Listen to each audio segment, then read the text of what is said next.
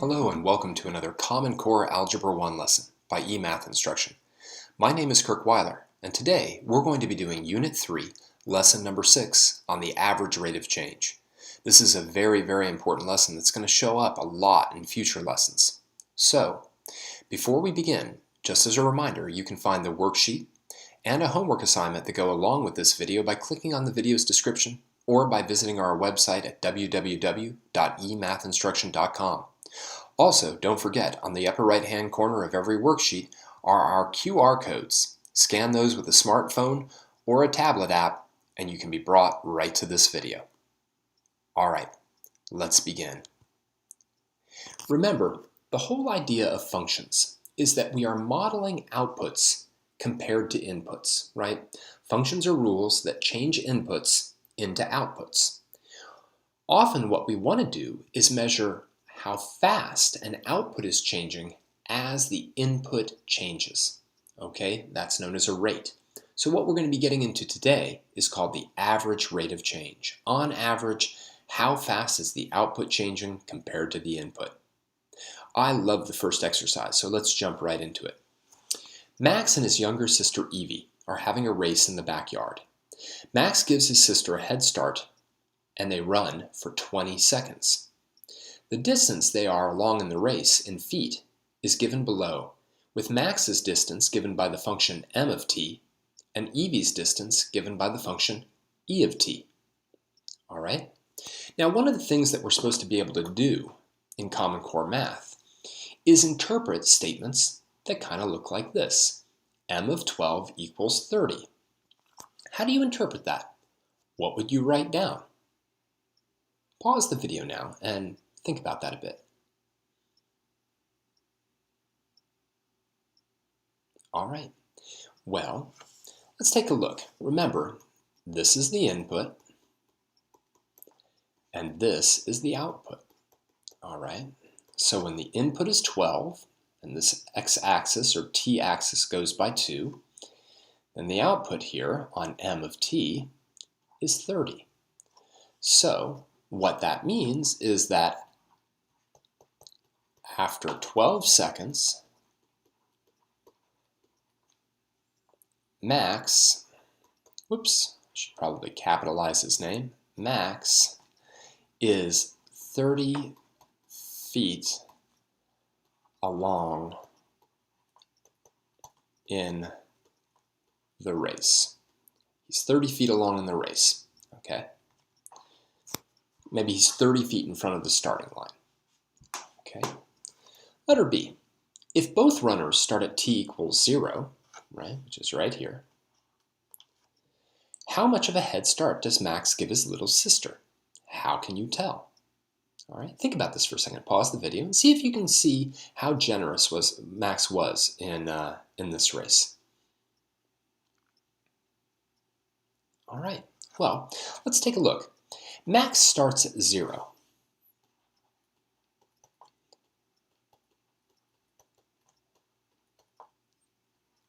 On the other hand, where does Evie start at? Evie starts at right here, right? At 25 feet. So that's how much of a head start he gives her, right? That's the head start. Now we had to know that Max started at 0 and Evie started at 25, because if Max started at 10 and Evie started at 25, then he would have only given her a 15-foot head start. But he's starting, let's say, at the starting line, and she's starting 25 feet ahead. Does Max catch up to his sister? How can you tell? Pause the video again and think about how you can interpret this graph and whether Max catches up to his sister Evie. All right. Well, I'm hoping that you said no. Now, you could give many different explanations, right? To me, maybe the best way of saying it would to be at t equals 20 seconds, right? E of 20, right? Where is Evie? Evie is at 60 feet, right? And m of 20, Max is at 50 feet, right? Here's Evie at 60, and here's Max at 50, right? So he's still 10 feet behind, right? He's been catching up because he started 25 feet behind, but he hasn't caught up to his sister. Another way of putting it is no, because the lines never cross, right? They're going to be at the same place if those lines cross, if they intersect with one another. But the lines never cross, and therefore Max, at least during this 20-second race, never catches up to his sister. All right, now we're going to keep working with this problem, but I do have to clear out this text. All right, so copy down what you need to. All right, let's keep going. All right, letter D. How far does Max run during the 20-second race? How far does Evie run? What calculation can you do to find Evie's distance? Now, what I'd like you to do is I'd like you to pause the video because this is very important for letter E. I don't know how that became letter D. But for letter E, it's really important that we know how far each one of them ran. So pause the video now and see if you can figure that out.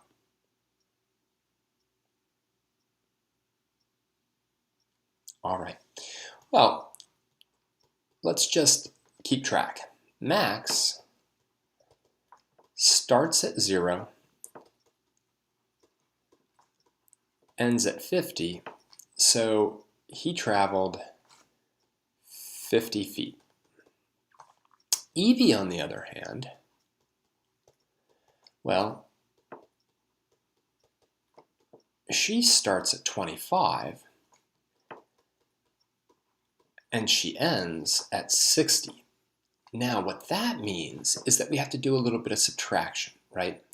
60 minus 25, she ran 35 feet. So Max ran farther, right? He ran 50 feet. She ran 35 feet. That's why he gave her a head start, right? Because he knew that he was going to be the faster runner, all right? But that's important, right? We found Evie's distance by doing subtraction. And specifically, what we did was we found the change in her position, right? We found the change in her output.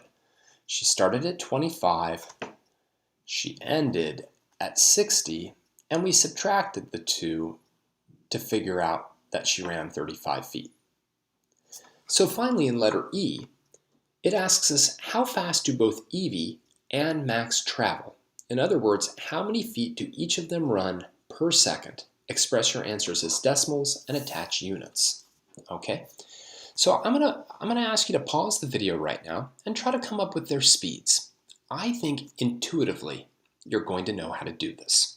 All right, so why don't you go ahead?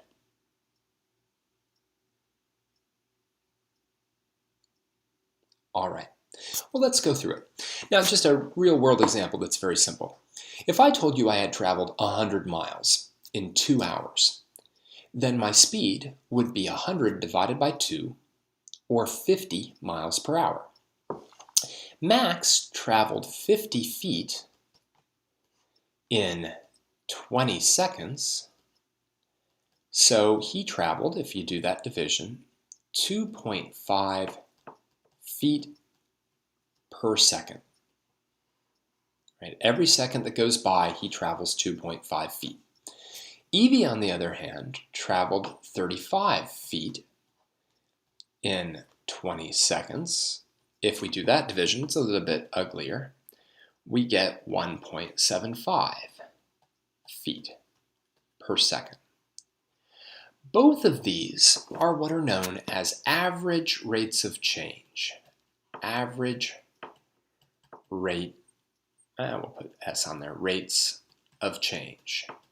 Because what they're doing is they are measuring how fast the output, in this case the distance, is changing compared to the input, which in this case is time, right? So that's what average rate of change is. The change in the output divided by the change in the input. Okay? I'm going to clear this text out. Write down what you need to. Okay.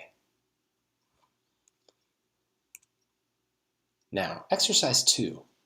Finding the average rate of change, in other words, how fast the output or y values are changing compared to the input, the x values, is the same as finding the blank of a line.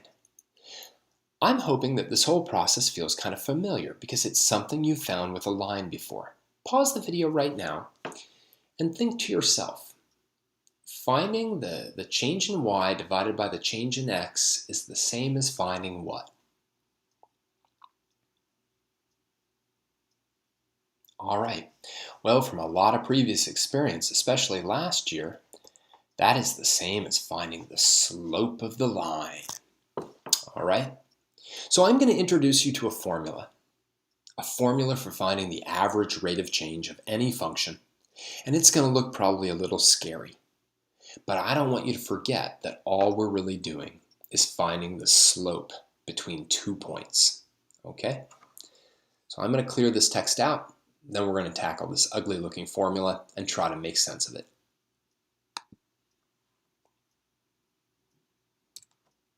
All right, the average rate of change.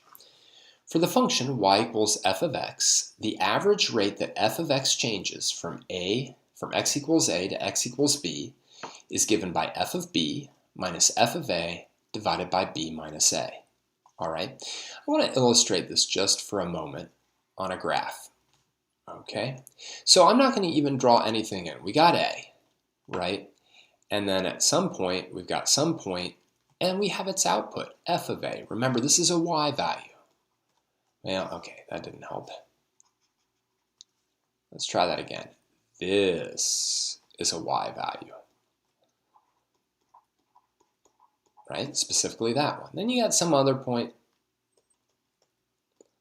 b, and f of b. It almost looks like an f, but not really. Right? That's also a y value. All right, so when I do f of b minus f of a, what I've found is this. Anytime you subtract two numbers, you find the distance between them. Although that can be negative, so take that with a grain of salt. And then this distance is b minus a. So this is the change in the y, how much the y values have changed. And this is the change in x, how much the x values have changed. When you divide the two, you find out how fast the y values are changing compared to how fast the x values are changing. Simple ratio. In the last problem, especially good with Evie, right? What we found is that the change in the y values were given by 60 minus 25, right? That was the change in the y. The change in the x was really 20 minus 0, which gave us that 35 divided by 20, or that 1.75 feet per second. All right? That's it. F of b minus f of a divided by b minus a. Better yet, how much did the y values change divided by how much the x values changed. Now I'm going to clear this out. We're going to do an exercise still on this page, so that formula is just sitting in front of us. So copy down anything you need to before I bring up the next exercise. All right, let's go on. So exercise 3 says, consider the function given by f of x equals x squared, right, x times x, plus 3. Find its average rate of change from x equals negative 1 to x equals 3. Carefully show your work that leads to your final answer. All right, so let's kind of really lay this out. We start with x equals negative 1, and let's figure out what y value we start at. If I plug negative 1 into my function to figure out my y value, remember the output is the y value. Negative 1 times negative 1 is positive 1. So we start at a y value of 4. Okay? Then, as we go to x equals 3, again, let's see what we have. 3 times 3 is 9, plus 3 is 12. So we start at an x value of negative 1 and a y value of 4, and we end at an x value of 3 and end at a y value of 12. So the change in x, that little triangle means the change in x, is 3 minus negative 1, which is 4. That's just your b minus a. Now, we could have known that anyway, right? X increased by 4. Our change in y is 12 minus 4, or 8, right? Our y values went up by 8. So the average rate of change, which is the change in y divided by the change in x, is 8 divided by 4, which is just 2. Now what that means, and I know the problem didn't ask us to interpret our answer, but what that means is that for every 1 unit that x increases, y, on average, goes up by 2 units. That's all it means. You know, it's kind of like when I say I'm driving at 60 miles per hour. That means for every hour I drive, right, then I go an additional 60 miles. Here, an average rate of change of 2 means for every 1 unit that x increases, y increases by 2 on average. All right, I'm going to clear out this text, so write down what you need to, and then we're going to do some more on these types of problems. All right, here it goes. Let's move on to the next one. All right, now we got to be able to deal with functions in all their different forms. So here we have a function given with a table. The function h of x is given in the table below. Which of the following gives its average rate of change over the interval 2 to 6? 2 to 6. Well, the formula is h of 6 minus h of 2 divided by 6 minus 2. But really all that is the change in y divided by the change in x. Now watch out, because y goes down, right? It goes from 9 to 3. So we always do the second one minus the first one, second one minus the first one. Now this is important because 3 minus 9 is negative 6. 6 minus 2 is positive 4, and of course we can reduce this fraction by dividing both by 2 and getting negative 3 halves. All right, so the change in y divided by the change in x. Y went down by 6, x went up by 4. X always increases. Always increases. We're always going from left to right on the graph. Okay? But y could either increase or decrease. All right, I'm going to clear this out. So again, copy down anything you need to. All right, here we go. All right, let's do one more problem. Exercise number 5. Frances is selling glasses of lemonade. The function g of t equals t squared plus 4 divided by 2 models the number of glasses she has sold, g, after t hours. So in other words, make sure you understand this. The input is the number of hours she's been selling lemonade, and the output, g, is how many glasses of lemonade she sold. What is the average rate at which she is selling lemonade between 2 and 6 hours? Include proper units. Well, let's figure out how many glasses she sold after 2 hours. According to our formula, that would be 2 squared plus 4 divided by 2. 2 squared is 4, and 2 times 2. So now I get 8 divided by 2, which is 4. Now watch me keep track of units, though. She's sold 4 glasses after 2 hours. Maybe not the greatest sales. Anyway, on the other hand, after 6 hours, right, we've got 6 squared, which is 36, plus 4 divided by 2. 40, that's a 4, divided by 2, gives me 20 glasses. So the change in my output, right, is 20 minus 4, or 16 glasses. That's in the numerator. That's in the top of my division. Right, in the bottom of my division, if you will, actually, let me get rid of that arrow. I like the arrow being in a little bit of a different place. Right, if you will, the bottom is simply the change in time, which is 6 minus 2, or 4 hours. So finally, I can combine the two, and I can say the change in the output divided by the change in the input, 16 glasses divided by 4 hours, gives me 4 glasses per hour. So on average, Francis is selling 4 glasses of lemonade per hour between the 2-hour and the 6-hour mark. I don't know, depending on how expensive the glasses of lemonade are, she might be making quite a bit of money or not so much. All right. Anyhow, I'm going to clear this out, so write down what you need to. Here we go. All right, let's finish up the lesson. So, functions are all about modeling outputs compared to inputs. All right. In this lesson, what we did is we took a first glance at how we measure how fast those outputs are changing compared to how fast the inputs are changing.